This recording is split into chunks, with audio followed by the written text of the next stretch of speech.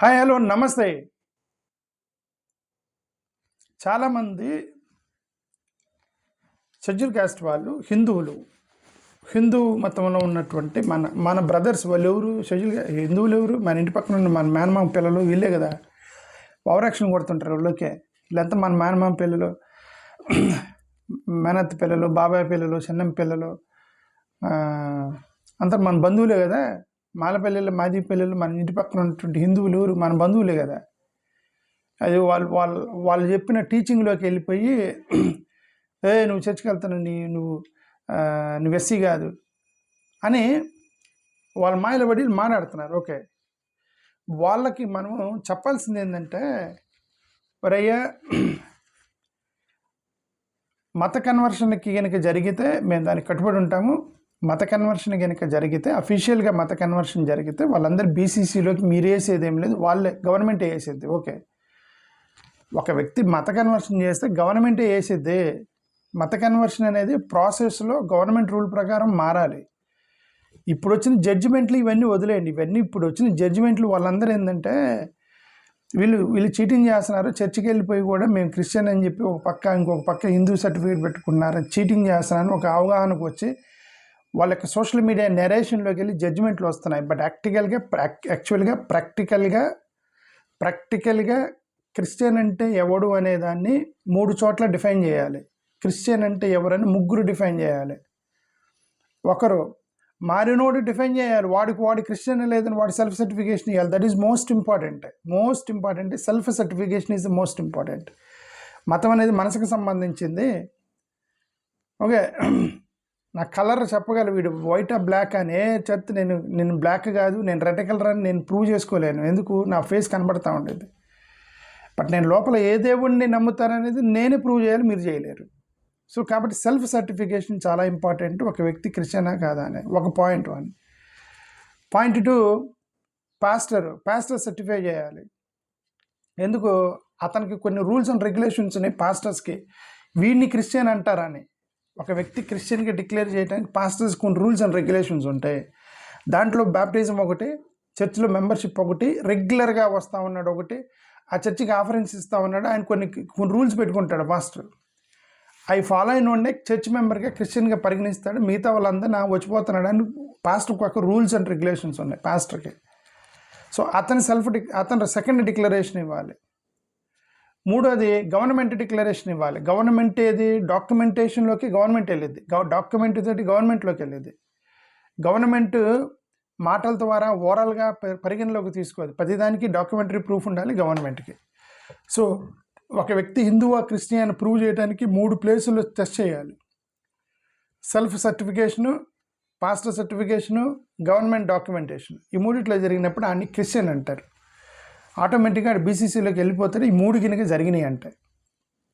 Okay, అంటే అర్థం ఏంటి? ఒక వ్యక్తి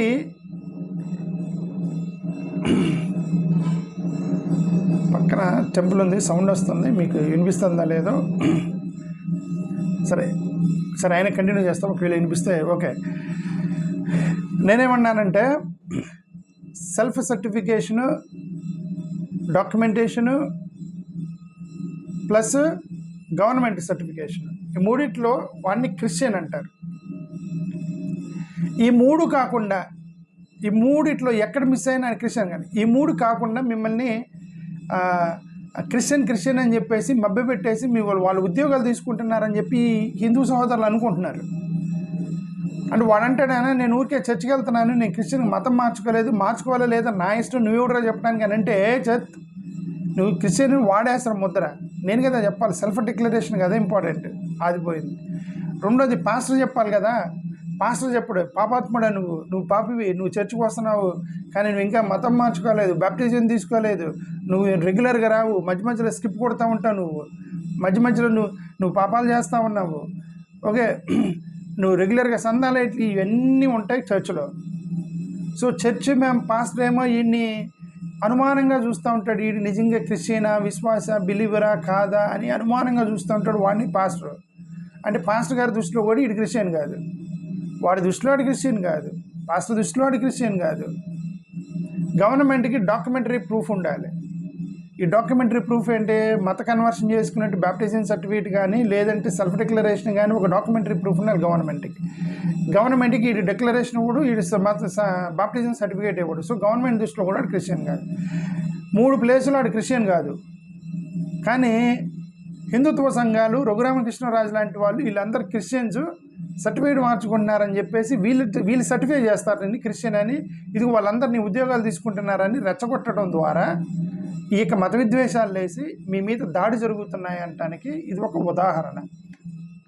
ఓకే, ఎవరైతే సర్టిఫై చేయాలో వాళ్ళు కాకుండా రఘురామకృష్ణరాజు లాంటి వాళ్ళు, హిందుత్వ సంఘాలు వాళ్ళు డిక్లరేషన్ చేస్తున్నారు ఈడి క్రిస్టియన్ అని. అది పొరపాటు. దానివల్ల ఈ హిందూ సహోదరులు ఏం పోగొట్టుకున్నారో చెబుతున్నా. ఏం పోగొట్టుకున్నారంటే వీళ్ళు ఫోకస్ మొత్తం కూడా నీ తమ్ముడి మీద, నీ బావ మీద, నీ ఇంటి పక్కన ఉన్నటువంటి సేమ్ మాదిగల మీద ఫోకస్ పెట్టడం వల్ల చాలా ఉద్యోగాలు కోల్పోయారు వాళ్ళు.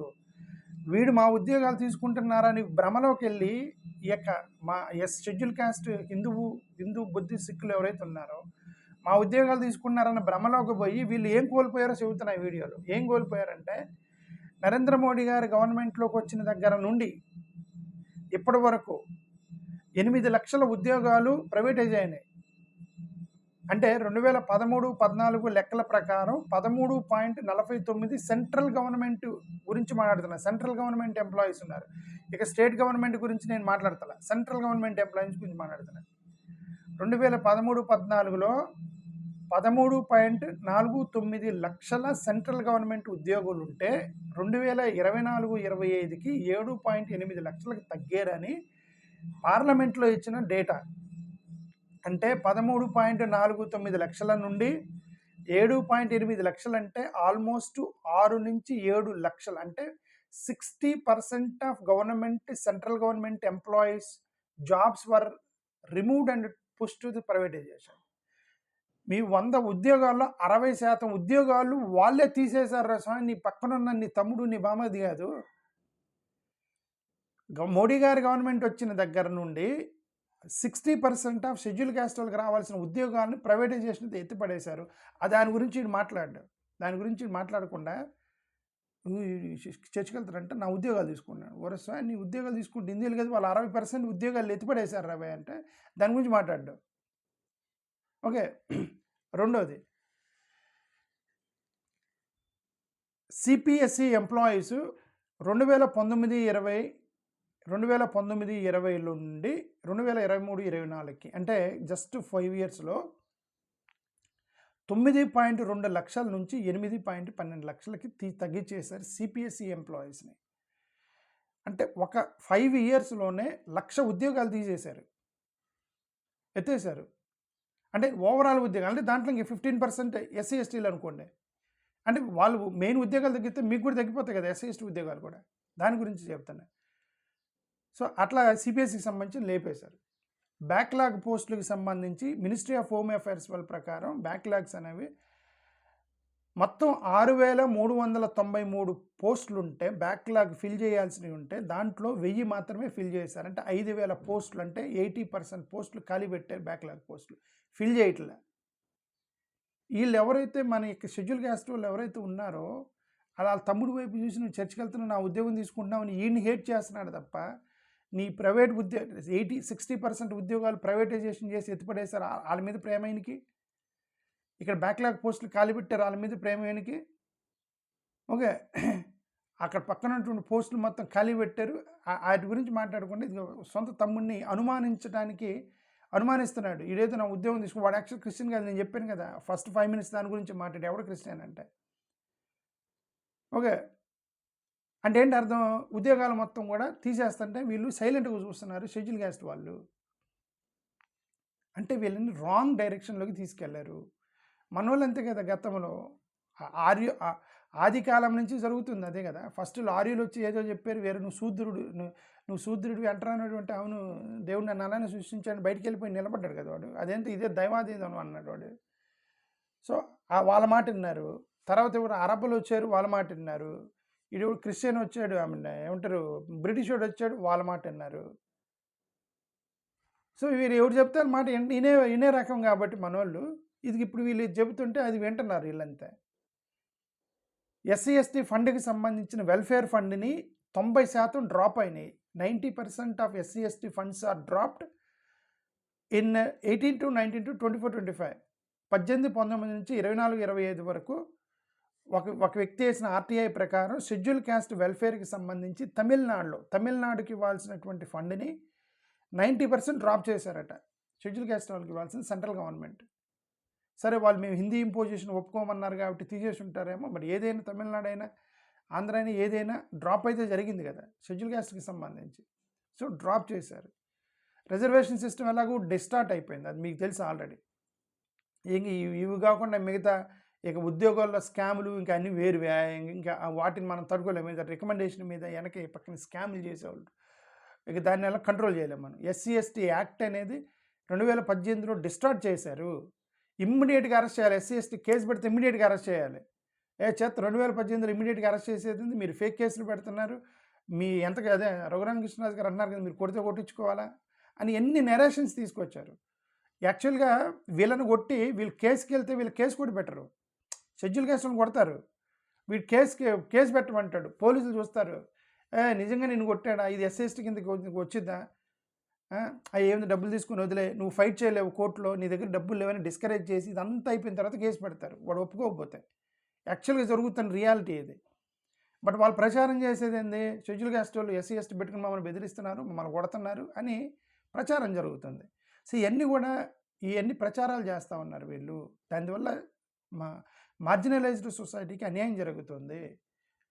ముఖ్యంగా ఇప్పుడు ఒరిస్సాలో పోస్ట్ మెట్రిక్ స్కాలర్షిప్స్ మొత్తం డ్రాప్ చేశారు. ఒరిస్సా లాంటి రాష్ట్రాల్లో 1,92,000 మంది లబ్ధిదారులు ఉంటే ఒరిస్సాలో 1,92,000 మందికి, అంటే 2 లక్షల మందికి స్కాలర్షిప్ వచ్చేది. రీసెంట్గా ఆర్టీఐ డేట్ వేస్తే 1,700 మందికి ఇచ్చారట స్కాలర్షిప్. 2 లక్షల మంది విద్యార్థులకి, ఎస్సీ విద్యార్థులకి స్కాలర్షిప్ ఇచ్చేది 1,700 మందికి ఇచ్చారని ఒరిస్సా ఒక అతను ఆర్టీఐ ఇస్తే చెప్పారు. స్కాలర్షిప్లు వెస్ట్ బెంగాల్లో 1,08,000 నుంచి 28,000కి తగ్గింది.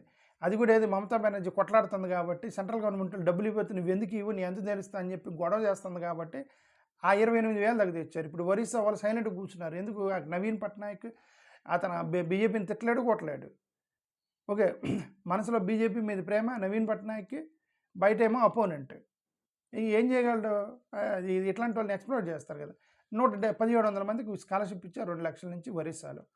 కేరళలో 17,133 1,47,000 నుంచి 17,000 మందికి తగ్గింది. ఇవన్నీ కూడా వాళ్ళు లోక్సభలో పార్లమెంట్లో అడిగిన ప్రశ్నలకు ఇచ్చిన సమాధానాలు వాళ్ళ రాష్ట్రాలు, ఒరిస్సా, కేరళ, బంగ్లాదేశ్ వాళ్ళు ఏమంటారు, వెస్ట్ బెంగాల్ వాళ్ళు. ఓకే, అంటే ఏంది, స్కాలర్షిప్లు దెబ్బపట్టారు షెడ్యూల్ క్యాస్ట్ వాళ్ళకి సంబంధించి అని అర్థం.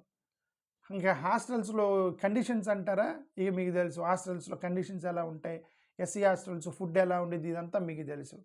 ఎస్సీ స్కాలర్షిప్లకి సంబంధించి 5.8 మిలియన్స్ 2016-17 ఉంటే దాన్ని 18-19కి 3.3 మిలియన్కి 43% బెనిఫిషియరీస్ని తగ్గించారు.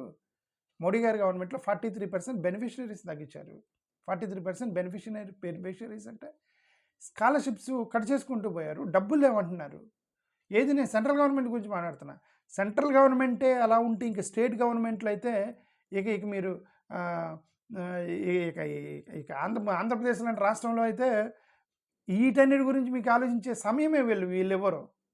ఫస్ట్ తిరుపతి లడ్డు మీద, తర్వాత గుడుల మీద, తర్వాత అమరావతి మీద, తర్వాత మావిగాని మీద రకరకాల పేర్లతో మీరు డైవర్ట్ అవుతారు. ఇది ఎన్ని పట్టించుకునేవాడు అసలు ఆంధ్రప్రదేశ్లో లేడు. మీ ఉద్యోగాలన్నీ పోతుంటే మీరు ఎవరు పట్టించుకోవాలి. కాబట్టి ఫస్ట్ ఆఫ్ ఆల్ మీరు ఎవరైతే క్రిస్టియన్స్ మా ఉద్యోగాలు తీసుకుంటున్నారని మీరు బాధపడుతున్నారో, ఫస్ట్ ఆఫ్ ఆల్ వాళ్ళు క్రిస్టియన్స్ కాదు, పాస్ట్ ప్రకారం కాదు, వాడి ప్రకారం కాదు, గవర్నమెంట్ ప్రకారం కాదు. నువ్వు మాత్రమే చెబుతున్నావు వాడు క్రిస్టియన్ అని. ఓకే, వాళ్ళందరూ మా ఉద్యోగాలు తీసుకున్నారని ఒక భ్రమలో పెట్టేసి ఎన్ని ఎత్తేసారు మీకు. అది జరిగింది. రియలైజ్ అవ్వండి ఇప్పుడన్నా సరే. నా ఛానల్ ఫాలో అవ్వండి. మనం ఎలాగైనా సరే మన యొక్క సమాజాన్ని మనం కాపాడాలంటే మనకి ఏ ఆప్షన్ లేదు. ఛానల్ని ఫాలో అవ్వండి.